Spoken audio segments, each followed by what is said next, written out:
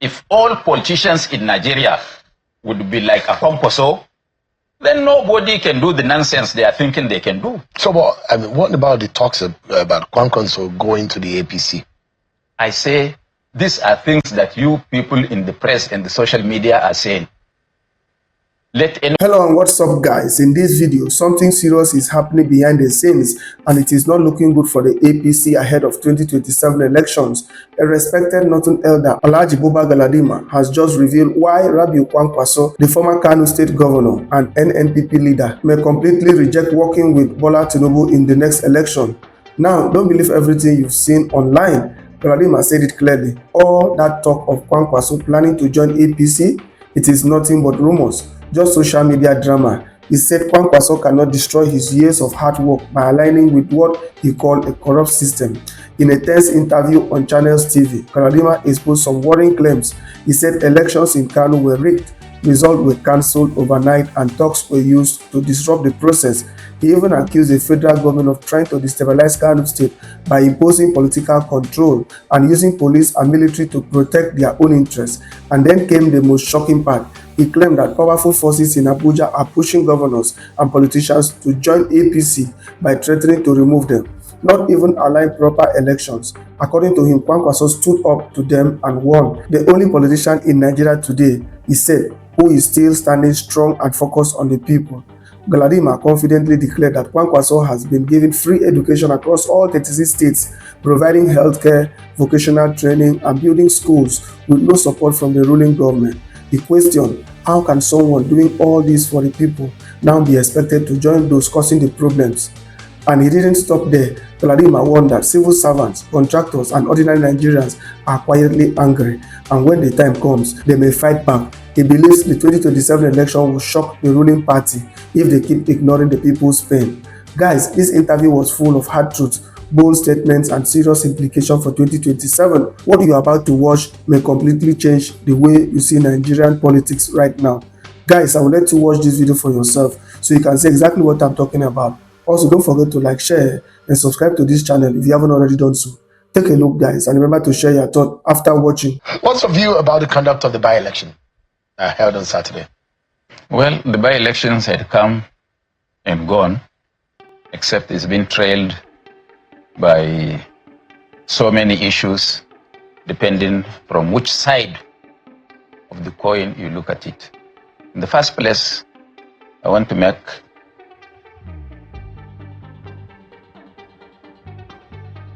a very, very important issue out of these by-elections. In fact, all of them were conducted illegally. Really? By INEC. How do you mean? Because when a vacancy occurs, INEC is under obligation to conduct the by-election within 3 months. Some of the by-elections are being held 2 years after. Which one? For example, the ones in Kano, or at least the one in Kano. 2 years, because it was an election that was declared inconclusive by the APC in 2003. 3, 4, 5. So, if the judiciary is upcoming, and if anybody goes to court to challenge those elections, they could be declared null and void, because that is what the Constitution says, not even the Electoral Act. Why are you saying this now? Why is everyone not talking about it? Because there aren't politicians in the country. Only usurpers in politics. There aren't politicians. There are only opportunists in politics. But I thought people who have stolen public funds. I thought you were a politician. No, I'm a bad one. Oh, really? Yes, that's why I have not been even a councillor throughout my life, despite the struggle. You are not electable. And also appointable. But your daughter was appointed at least that No, she was elected, she was not appointed. If you are appointed, it means you must have taken salary, which she has never done. And even her parting gift, where she was a councillor, up to now they refuse to give her because she's my daughter. in the MAC. Because she's your daughter? Yes. Are you a bad man? Why are they refusing? In the Nigerian sense, offend someone? In the Nigerian context, I'm a worst man, not even a bad man. Because Nigeria doesn't like my type. What is your type? Somebody who will look at Akimbole straight into the eye and tell him what he doesn't want to hear. But the truth. I mean, you were saying that the reason why anybody has not really spoken up about the conduct of the by-elections before now is because you don't think that politicians are... Because they are only opportunists in politics. And that's we've drawn the attention of INEP. Just, Sheun, just look at it. Before, when INEP was INEP, when politicians start to hit the polity, they come out and warn them that they have not allowed politicking. Could it be worse? What is happening? The politicking that is going on now, just 2 years into the life of this administration. Look at the politicking that is going on. When INEC doesn't even have the muzzle and the guts to call politicians into order because people in government are the ones that started. So how do you expect a free and fair election under these people?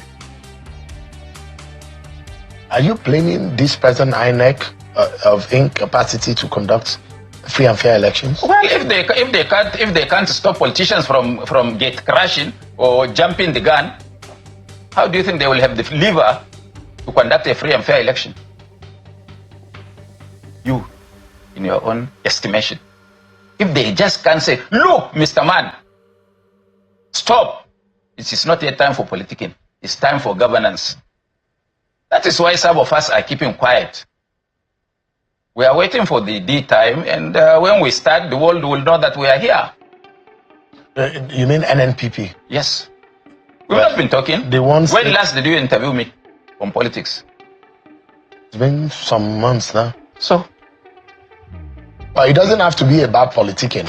We're talking about an election now. We could talk about governance. We could talk about so many other things. But the question is... people are promoting candidates than the election. Even looking for second term. I'm twisting people to join them. Because they think that only by twisting people and bringing in governors, you can win election. Don't you think that's a fallacy? How many governors in Nigeria on a free and fair election can win election?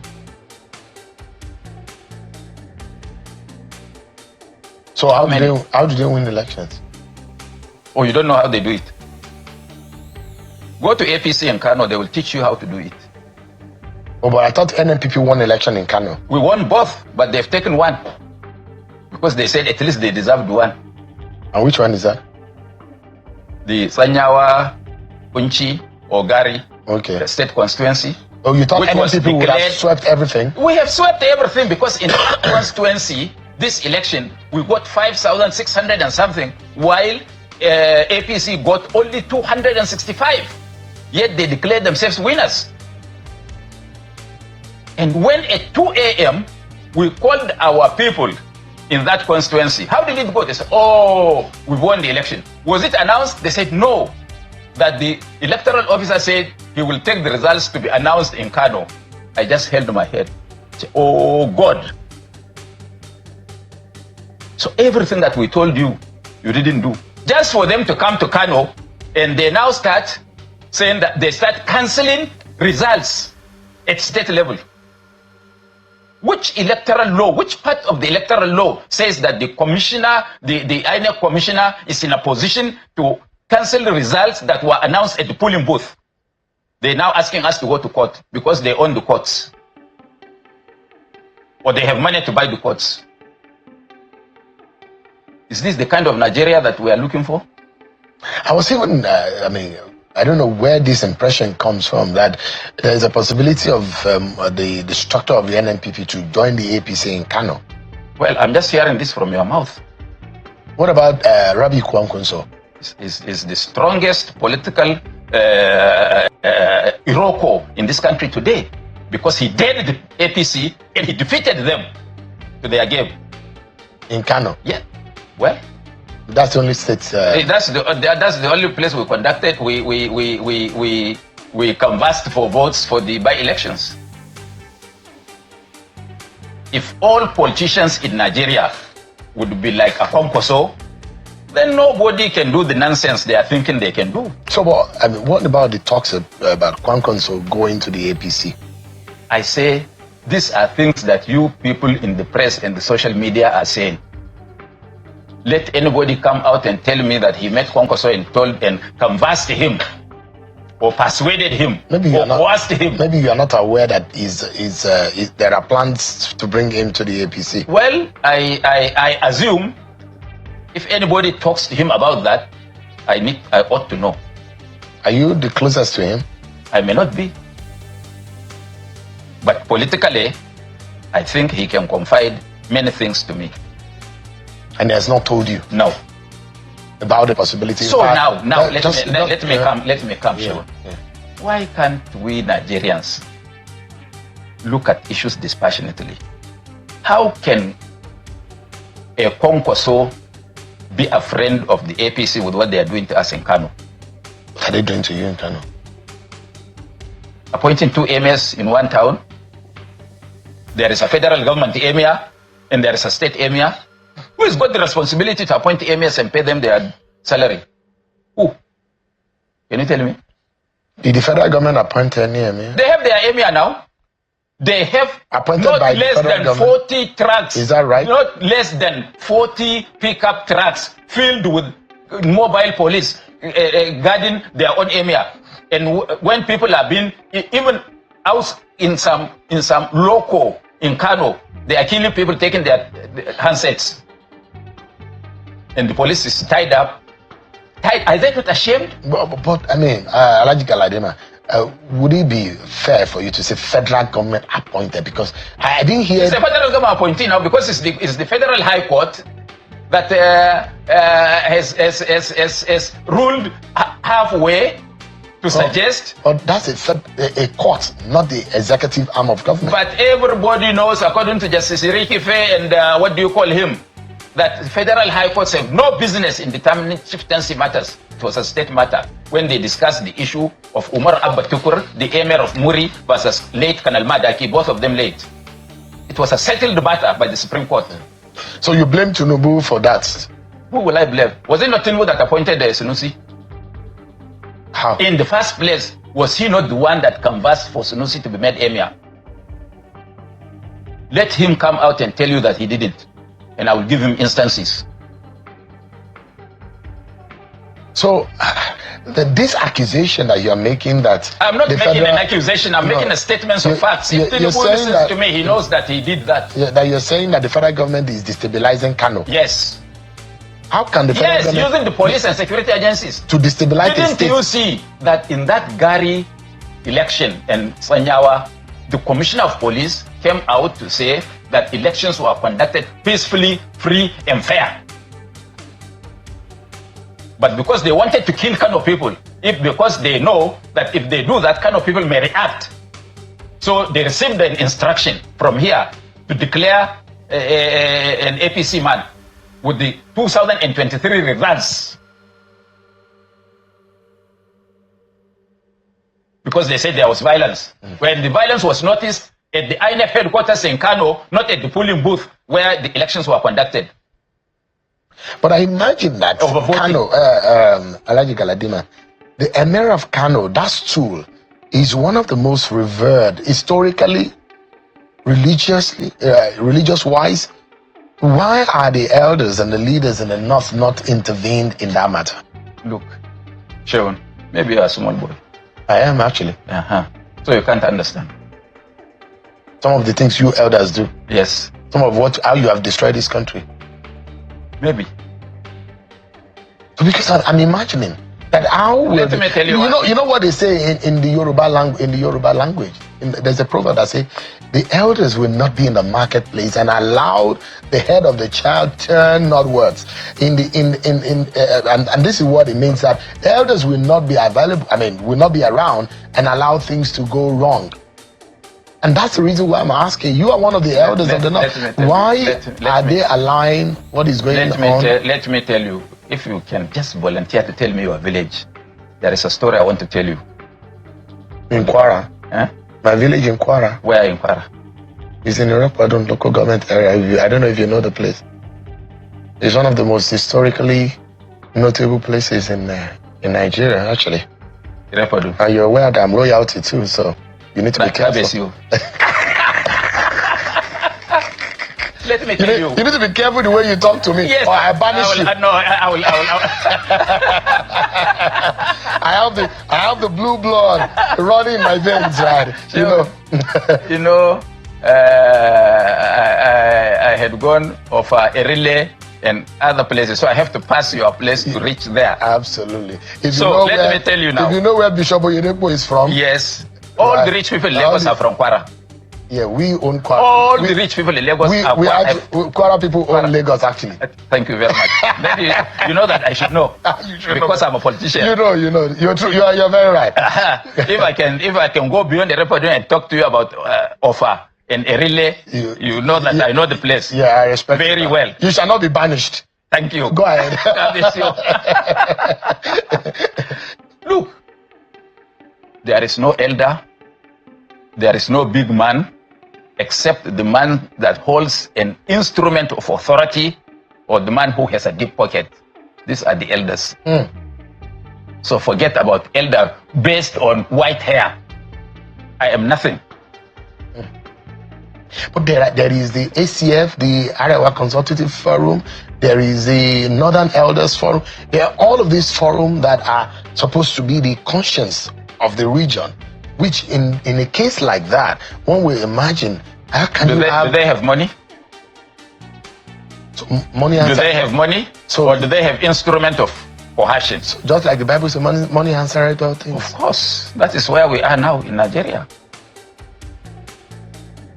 So I want to warn you that if your son becomes Oga, you better prostrate before him. Because don't say because I'm his father.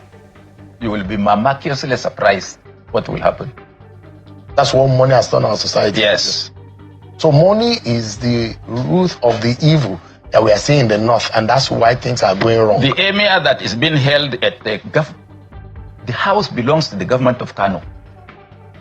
If Kano wanted to take over their house, they were physically stopped by the military and the police. If you erode the powers of the government of Kano, it doesn't occur to people that you are also eroding your own powers.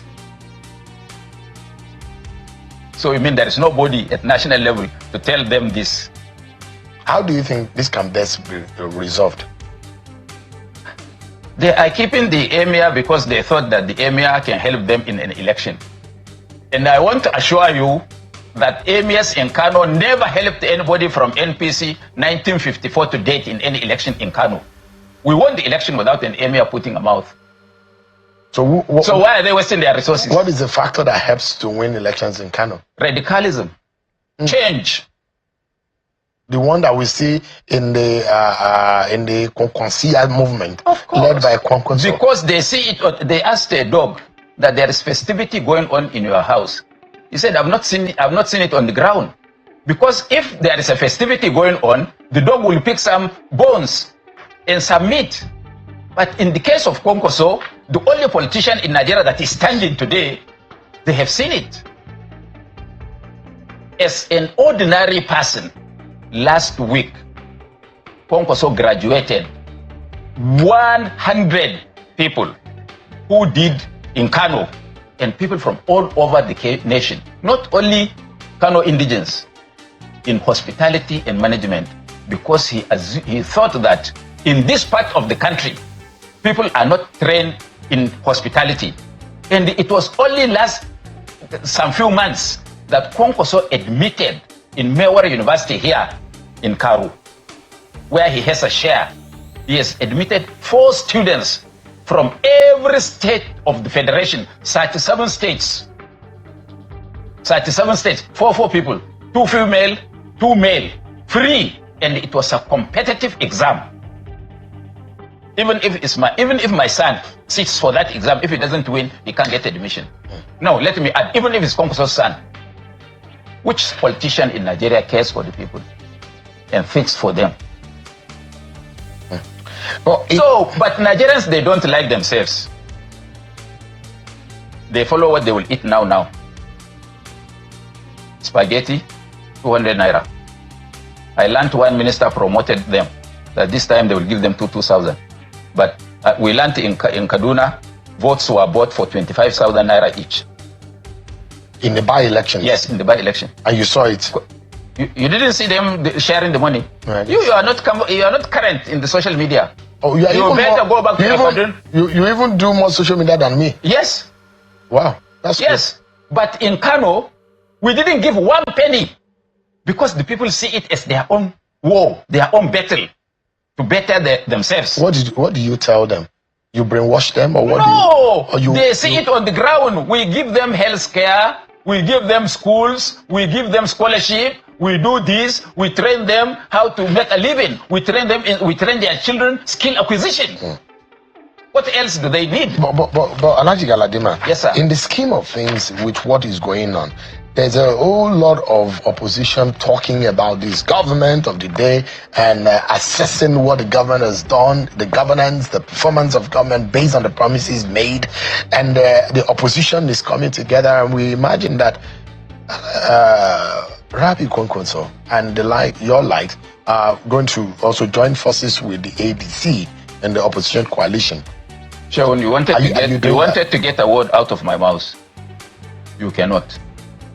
What do you mean? We have not made any statement as to where we are heading. Except the one that you make tonight. I say, and we are positive in our minds that wherever we go, that would be where the federal government of Nigeria will be formed under that canopy.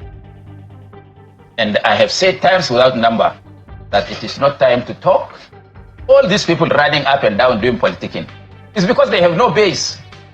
They don't understand politics. I said times without number here before you that opposition do not start a marathon race. By the time you are finishing, you must have been exhausted and get tired. So what the opposition does is a straight 100-meter dash. What you do now is consultation under the table. For example, when I was coming, I even brought a membership card for you, for the NNPP. How? You look at it. For me? Yes, I will canvass you and I will give you secretly. Unfortunately, I've made it public, so I will not.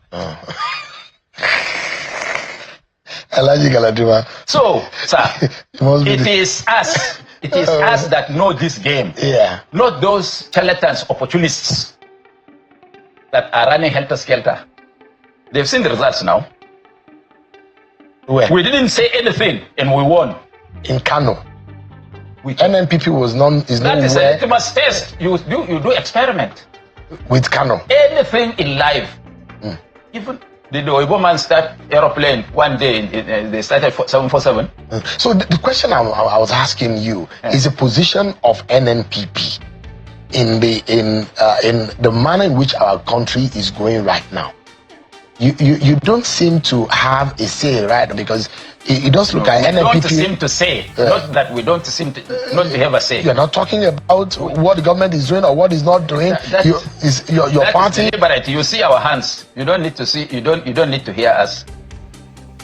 You know, when some people were accusing General Abacha, I was one of the people closest to him. You come and talk for 10 hours. General Abacha will not utter a word. You go, you don't know what he will do. You just see his hands working on your suggestion, whether positively or negatively. So that's what NNPP is doing. Of course, because we are the people that will determine who will be the president of Nigeria in 2027. So is that why you are planning to go to the APC? Which APC? To join Bola Tinubu? You want me to tell you yes or no? I'm not ready to mention anything. But I thought you used to be... We are politicians. You used to be my friend. We can even talk to the devil. Really? Yes. You used to be my friend. What changed? We are still friends. I mean, so why wouldn't you be talking to me? In private, when you sign my membership card, I can now take you in confidence. I don't even... Because blood is thicker than water. Alaji, you know I would take that because I don't belong to any political party. If the offer is not correct, you will not take. But if the offer is correct, a Nigerian...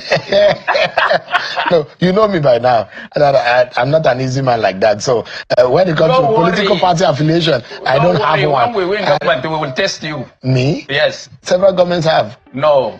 I still remain who I am. Them. No. You don't believe in their I've decided you don't believe in their purpose. This is my evangelism, and I'm sticking to it. And I think that this is the way to serve. But the question here, I like yes. How is the country going? Are you badly? Really? Are you happy? I'm asking you. No, you are a Nigerian. I'm a journalist. Journalist is not a Nigerian. He's a Nigerian, but I don't have opinion in this sense. You don't have an opinion. You don't go to the same market. I do. You do. But you are supposed to be the one saying it, not me talking about why should it. I should be asking you. Why should I think I'm better than you? No, but I've got more responsibility to the people, to the country more than you. No, I have a responsibility. My responsibility is to hold the government accountable. But I'm asking you. Are you holding them accountable? We try to do that. They are rigging elections. What did you say? Is that not the reason why we are here to review it? Elijah, what is going on in this government? Look, I am going to do a one-man protest at the National Assembly. Why? Because I don't believe in the constitutional amendment they are doing, especially the issue of state police. It is, if they want to state police, let them just table a law, amend the constitution. Whoever wants to leave Nigeria should go. Is that not too harsh? It's better than for us to fight. Because if there is a state police, you may not go to Kwara. We've seen it happen now. People don't know. They should be told. Young people don't understand. Because we have challenges of security now, does not mean that we will mortgage our future. Alhaji Galadima, let's wrap up quickly. And I wanted you to talk about what is going on in Nigeria and the way forward. No, what is going on is very easy. What this government is planning is to rig election in 2027. They told you that? From their antics. And they say it. When they go to a governor to ask him to decamp, that if you don't decamp, we will take away the power from you. Not that we will get you to be voted out. That's what they do. And they don't understand. They told NNPP that? Which NNPP? Kano. Does it have to, you think only NNPP? You brought me here because you thought I'm a national figure that can be listened to. Yeah, you are. So my ears are wide open. So is there hope that things can get better? When we teach them lesson. And that's when they can't get when they can't get what they've bargained for. Let me tell you that the first problem of this government is that they will be fighting civil servants. All the civil servants will fight them. All the contractors, when it is time, will fight them. Because you go to anywhere, the contractors will tell you only one man is being paid money. And that they worked for 7-8 months, they have never been paid. You are a journalist, go and do investigative journalism. All these are potential enemies that will show their true color at the worst hour. Alhaji Buba Galadima, thank you so much indeed. It's always a pleasure having you join us. I appreciate it. Yeah, but you have not, this by-elections is a pointer to the fact that the APC can be challenged and can be defeated.